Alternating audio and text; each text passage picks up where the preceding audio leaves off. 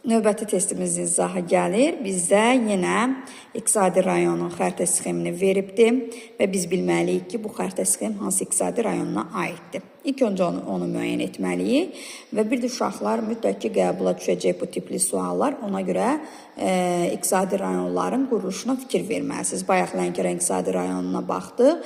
İndi isə Qarabağ iqtisadi rayonuna baxırıq.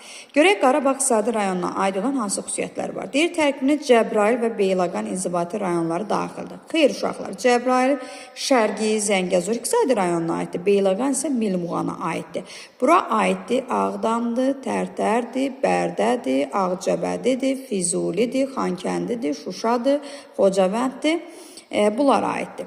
İkinci sahəsinə görə ən iri iqtisadi rayondur. Düzdür, ən iri iqtisadi rayonumuz məhz Qarabağ iqtisadi rayonudur. Sonra götürəcəyik Kəlbəcər iqtisadi rayonu, Şəki-Zaqatala iqtisadi rayonlarını. Üçüncü, bir xarici ölkə ilə həmsərhəddir. Bəli, yalnız Füzuli rayonunun demək, bu iqtisadi rayonun daxilində yerləşən Füzuli rayonunun İrana çıxışı var. Bu da doğrudur. 2-3 doğru. Köndələnçay və Qarqaraçayın mənbəyi burada yerləşir. Bəli, Qarabağ dağlarına başlayır.